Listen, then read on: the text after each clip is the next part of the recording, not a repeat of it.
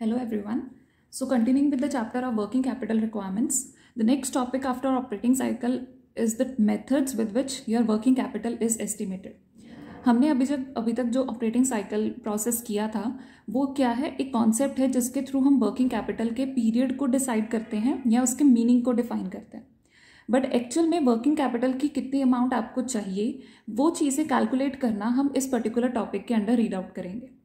अब जब भी हम methods of estimating working capital requirements को स्टडी करते हैं, एज पर दीज मेथड्स हमारे पास नॉर्मली 5 टेक्निक्स या मेथड्स रहते हैं टू चेक आउट कि वर्किंग कैपिटल कितनी हमें एम्प्लॉय करनी चाहिए फॉर द नेक्स्ट ईयर. अब इनमें से जितने भी मेथड्स हैं, all the methods are not important from examination point of view. कुछ मेथड्स तो ऐसे हैं जो सिर्फ और सिर्फ थ्योरेटिकल पार्ट के लिए इंपॉर्टेंट हैं, और इसमें हार्डली 2 मेथड्स ऐसे हैं जिसको आपको पूरा डिटेल में प्रैक्टिकल व्यू पॉइंट से करना है. So those 2 methods which we will be covering in detail are your 4th and 5th. Operating cycle method करेंगे और प्रोजेक्टेड बैलेंस शीट मेथड करेंगे. नाउ अब आपके माइंड में ये पार्ट होगा कि ऑपरेटिंग साइकिल मेथड तो हम ऑलरेडी कर चुके हैं. वो जो हमने मेथड किया है, that is I am again explaining, वो एक कॉन्सेप्ट था वर्किंग कैपिटल को डिफाइन करने का. उसमें अगर हम कुछ और चेंजेस ले आएँ तो वो हमारा ऑपरेटिंग साइकिल मेथड बन जाता है, जिसके थ्रू हमें जितनी अमाउंट ऑफ वर्किंग कैपिटल चाहिए वो पता चल जाएगी. हमने जो कल क्वेश्चंस किए या प्रीवियस पार्ट में जो भी हमने वीडियोस में कवर किया है, उसमें हमने सिर्फ और सिर्फ डेज काउंट किए थे कि कितने टाइम के लिए हमारा वर्किंग कैपिटल चाहिए, बट अमाउंट हमें कभी भी उस मेथड ने नहीं बताई है. उसमें कुछ चेंजेस लेकर आएंगे तो हमारे पास वो हमें अमाउंट की फिगर भी बता देगी which we have to finance in the next year for working capital. और उससे भी ज़्यादा इंपॉर्टेंट जो हमेशा आपके एग्जामिनेशन व्यू पॉइंट से बहुत इंपॉर्टेंट माना जाता है, जो हर बार आता रहता है आपके एग्जामिनेशन में, अगर हम कहें तो उसके आने के चांसेस 95% हैं, that is your projected balance sheet method. A very important and ये थोड़ा सा टिपिकल रहता है अगर आप अपनी बेसिक्स इस टॉपिक के रिगार्डिंग क्लियर नहीं करोगे. Once the basics are clear you would be able to solve these questions within few minutes, तो वो आपके लिए काफ़ी स्कोरिंग बन जाता है. अब जब भी हमने ये पार्ट सॉल्व करना है, अभी ऑपरेटिंग साइकिल मेथड में अभी नहीं डिस्कस कर रही, I am going to start with the projected balance sheet method first. अब प्रोजेक्टेड बैलेंस शीट मेथड में क्या है, हम हर एक कॉम्पोनेंट के डिफरेंट एस्पेक्ट्स को देखेंगे कि कौन हमें कितनी देर का उधार दे रहा है या हम किसी को कितनी देर का उधार दे रहे हैं. फॉर एग्जाम्पल, अगर मेरे पास एक खर्चा है, लेट्स सपोज सैलरीज का, सैलरीज की टोटल अमाउंट अगर मैं लूँ 1,20,000 है, और हमें एक एक्स्ट्रा इन्फॉर्मेशन गिवन है कि जो ये सैलरीज का पार्ट है वो हम 1 मंथ आउटस्टैंडिंग रख सकते हैं. मतलब हर मंथ की जो भी सैलरी होगी, ये तो आपकी टोटल अमाउंट ऑफ सैलरी है, हर मंथ की जो भी सैलरी है आपको उसमें 1 महीने का उधार मिल रहा है. मतलब जैन की सैलरी आप 1 महीने लेट पे कर सकते हो, फेब की सैलरी उससे 1 महीने लेट पे कर सकते हो. अगर मैं इस पर्टिकुलर सिचुएशन को स्टडी करूं और उसको इस पार्ट से चेक करो कि इसका वर्किंग कैपिटल के साथ क्या रिलेशन पड़ेगा, ऑब्वियस है अगर मैं जैन की सैलरी 1 मंथ लेट पे करूंगी तो मुझे अपना finance for the month of Jan कम चाहिए होगा on account of working capital. Reason कि मुझे इस पर्टिकुलर अमाउंट को, इस पर्टिकुलर एक्सपेंस को लेट पे करना है, तो मेरा इस पर्टिकुलर मंथ के लिए वर्किंग कैपिटल को एम्प्लॉय करना ज़्यादा ज़रूरी नहीं है, हम उसको थोड़ा कम भी एम्प्लॉय कर सकते हैं. अगर ऐसे ही मैं बाकी एक्सपेंसेस का भी केस लूँ, जैसे कि मेरे पास वेजेस हैं, वेजेस की आई एम अज्यूमिंग कि मेरी जो टोटल अमाउंट रहेगी वो रहेगी 2,40,000, और उस पर मुझे 2 मंथ्स का क्रेडिट मिल रहा है. 2 मंथ्स का क्रेडिट मिलने का मतलब कि मैं ये वेजेस को 2 महीने लेट पे कर सकती हूँ. जिस भी मंथ की होंगी उस पर्टिकुलर मंथ की मैं 2 महीने लेट पे करूँगी. अब अगेन यहाँ से फिर से क्या क्लियर हो रहा है कि मुझे उन पर्टिकुलर मंथ्स में कैपिटल थोड़ी कम चाहिए होगी. कौन सी कैपिटल? अपनी वर्किंग कैपिटल. वर्किंग कैपिटल को उन पर्टिकुलर 2 मंथ्स के लिए हम थोड़ा लेट डिले करते रहेंगे तो हमारी जो पैसे की ज़रूरत है, जो शॉर्ट टर्म नीड है, वो कम पड़ती जाएगी. अब अभी तो हमने ये क्या किया, ये हमारी लाइबिलिटीज़ थी कि हमने सैलरी पे करनी है तो वो आउटस्टैंडिंग है बाय 1 मंथ, वेजेस हैं वो आउटस्टैंडिंग है बाय 1 मंथ. लेट्स सपोज मैं एक एसेट का केस लेती हूँ, डेटर्स. डेटर्स वो लोग होते हैं जिनसे हमने पैसा लेना है, जिनको हमने सेल्स की है बट ऑन क्रेडिट बेसिस। अब अगर मैं इसकी अमाउंट चेक करूं, आई एम एज्यूमिंग कि ये अमाउंट है मेरी 3,60,000 की, और मुझे जो मेरे डेटर्स हैं वो 2 मंथ्स क्रेडिट पे अमाउंट पे कर रहे हैं। अब उन्होंने 2 महीने का क्रेडिट लिया है, इसका मतलब क्या हुआ, मेरे डेटर्स मुझे 2 महीने पैसा लेट पे करेंगे। अब यहाँ पर सिचुएशन रिवर्स हो चुकी है। इन दोनों केसेस में क्या था कि आप इन दोनों अमाउंट्स को लेट पे करोगे, मतलब आपको उतने टाइम के लिए ही कम पैसे की ज़रूरत है, आपको ज़्यादा पैसा नहीं चाहिए for those respective months. But अगर मैं लूँ ये वाला केस, तो मुझे मेरे डेटर्स ही कम पैसा पे करेंगे या लेट पे करने वाले हैं, तो मतलब मुझे उन पर्टिकुलर 2 मंथ्स के लिए ज़्यादा पैसा चाहिए as compare to these things.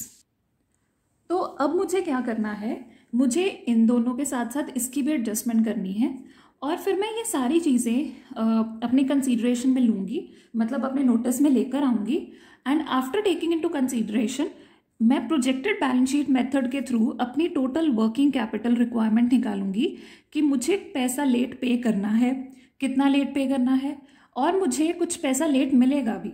तो इन सभी चीज़ों के बेसिस पे मेरी एक्चुअल में आगे आने वाले सालों में या नेक्स्ट ईयर में कितनी वर्किंग कैपिटल की ज़रूरत पड़ने वाली है, that we are going to calculate through projected balance sheet method. अब इस पर्टिकुलर मेथड में होता क्या है, आपको नॉर्मली बैलेंस शीट की कुछ आइटम्स दी होती हैं, या फिर आपको पूरी की पूरी बैलेंस शीट बता दी जाएगी, और उसमें हर एक आइटम के साथ आपको ऐसे कुछ मंथ्स ऑफ क्रेडिट बता दिए जाएंगे। आपको हर एक आइटम की एडजस्टमेंट करनी है, और फिर आपको फॉर्मूला क्या लगाना है, your current assets minus current liability is equal to your working capital. जैसे मैंने कहा कि इस पे हम लेट पे करेंगे और इस पे हम लेट रिसीव करेंगे, तो ये लायबिलिटीज की एडजस्टमेंट आपके एसेट के साथ होगी, फिर ही आपकी वर्किंग कैपिटल की अमाउंट आपको पता चल पाएगी, which you have to employ in your next year. अब अगर मैं यहाँ पर सॉल्व करूँ तो इनको सॉल्व किया कैसे जाएगा, ये जस्ट एक इमेजिनरी फिगर है, we will be solving a complete question. अभी जस्ट मुझे आपको कॉन्सेप्ट्स क्लियर करवाने। अब अगर मैं यहाँ पर केस लूँ कि मैं सैलरीज की अमाउंट कैसे निकालूँ, क्योंकि ये मुझे दिया है, टोटल दिया है 1,20,000 और मुझे 1 मंथ का क्रेडिट करना है। अब यहाँ पर अगेन हम सॉल्व कैसे करेंगे,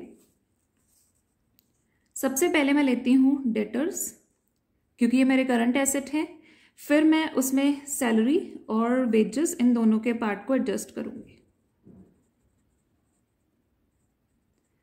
अब अगर मैं सैलरी निकालूं, टोटल जो मेरी सैलरी की अमाउंट है that is 1,20,000 multiply by 1/12।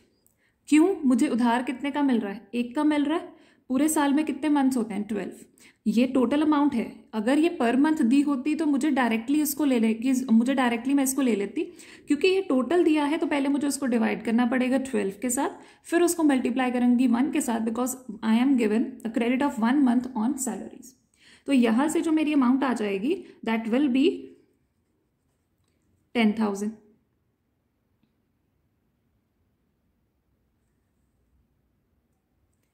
Now in the same pattern मैं निकालती हूँ अपनी वेजेस की अमाउंट। वेजेस की जो मुझे अमाउंट दी है वो अगेन मुझे टोटल दी हुई है, तो मैंने लिखी है 2,40,000। अब मुझे वेजेस के ऊपर जो क्रेडिट मिल रहा है वो 2 मंथ्स का मिल रहा है।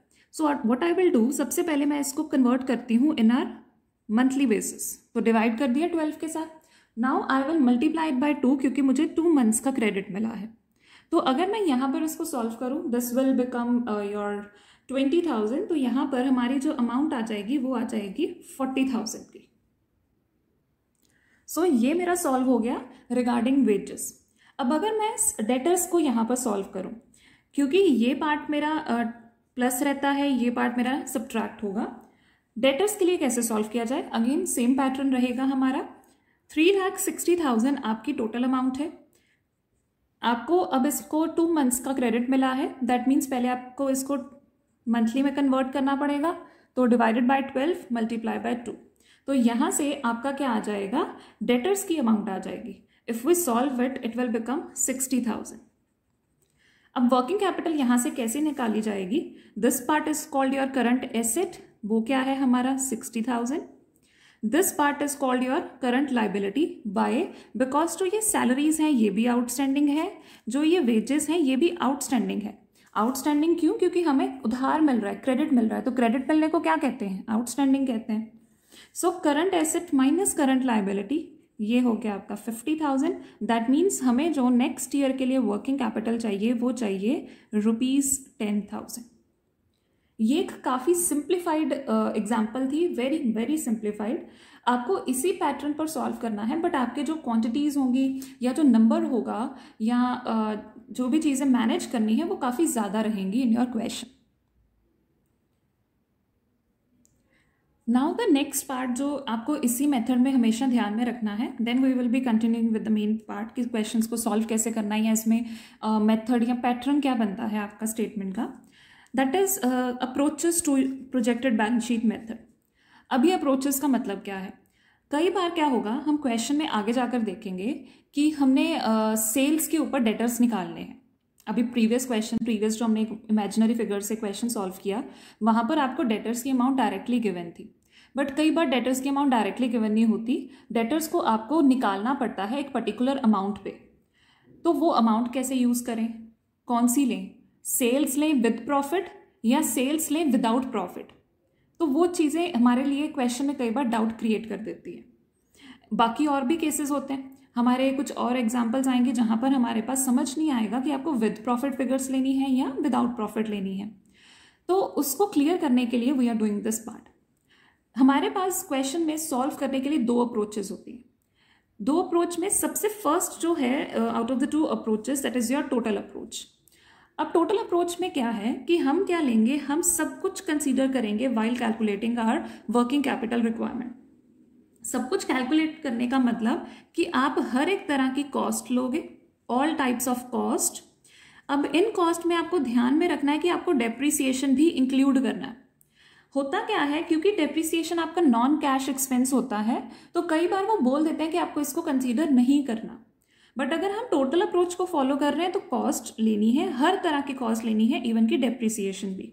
So all cost plus profit,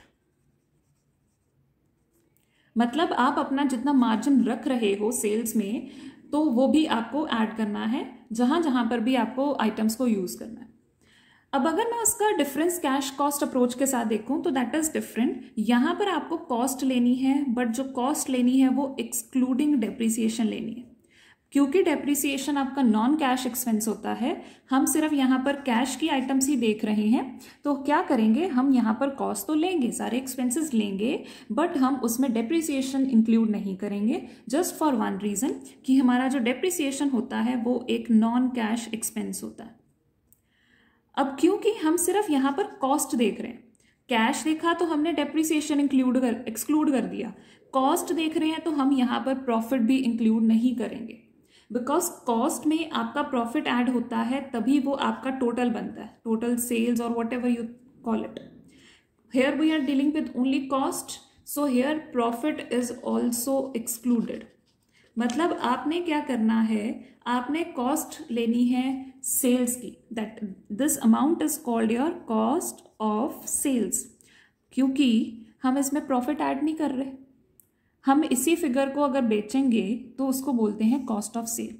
इसमें अगर हम प्रॉफिट ऐड करते हैं तब वो बनता है आपका टोटल सेल्स का पार्ट। सो ये दोनों अप्रोचेस आपको ध्यान में रखनी है जब भी हम क्वेश्चंस को सॉल्व करेंगे। Those are very important to take into care. अब इसमें अब हमारा जो नेक्स्ट पार्ट रहता है, अब यहाँ पर हमारी एक स्टेटमेंट बनाई जाती है, statement of working capital requirement. जो ये स्टेटमेंट का फॉर्मेट है ये सबसे सिंप्लीफाइड फॉर्मेट है। मैंने इसमें डिटेल्स कवर नहीं की हैं बिकॉज डिटेल्स वेरी करती हैं कि क्वेश्चन में हमें क्या इन्फॉर्मेशन गिवन है। So what you have to write very first, कि आपको लिखना पड़ेगा कि आप एक वर्किंग कैपिटल रिक्वायरमेंट की स्टेटमेंट ड्रॉ कर रहे हो। देन आपको पर्टिकुलर्स का कॉलम मेंशन करना है, अमाउंट का कॉलम मेंशन करना है। सबसे पहले आपको करंट एसेट्स लिखने हैं, जितने भी हैं जैसे भी हैं, you have to write every detail here. जितने भी करंट एसेट्स आपके क्वेश्चन में होंगे उनका टोटल आप आउटसाइड कॉलम में लिखते हो। देन लेस करंट लाइबिलिटीज जितनी भी हैं आपको यहाँ पर उनकी कैलकुलेशन करनी है, और आपको हर एक कैलकुलेशन को यहाँ पर शो करना है। अभी हमने किया था कि हम सैलरीज आउटस्टैंडिंग की अमाउंट कैसे निकालते हैं, डिवाइडेड बाय 12 मल्टीप्लाई बाय 1, वो सारी की सारी कैलकुलेशन आपकी यहाँ पर शो होनी चाहिए, करंट एसेट्स के रिस्पेक्टिव प्लेस पे, करंट लाइबिलिटीज की उनके रिस्पेक्टिव प्लेस पे। जब आप इन दोनों आइटम्स को सब्ट्रैक्ट करते हो you get net working capital. अब कई बार क्या होता है कि क्वेश्चन में हमें कुछ कंटिजेंसीज दे सकते हैं। कंटिजेंसी का मतलब कि हम कुछ क्या है एक प्रोपोर्शन रख रहे हैं एक्स्ट्रा, कि फ्यूचर में अगर कोई भी एक्स्ट्रा ऑर्डिनरी सिचुएशन आ जाती है तो हमें तब अपनी रिक्वायरमेंट्स को कैसे मीट करना है। उसकी परसेंटेज आपको क्वेश्चन में गिवन होगी, खुद एम्प्लॉय नहीं करनी है। तो वो जो भी आपको परसेंटेज गिवन होगी वो आप किस पे चार्ज करोगे, अपने नेट वर्किंग कैपिटल पे, और उसको नेट वर्किंग कैपिटल में ही ऐड कर दिया जाएगा। Then the total which you get is called total working capital required, जो हमने estimate लगाया है for our next year based on the balance sheet figures of the previous year. So this is the basic format with which a working capital statement is prepared. Now in the next video I will cover the whole statement in the form of one practical question, and then you will come to know how to solve the question.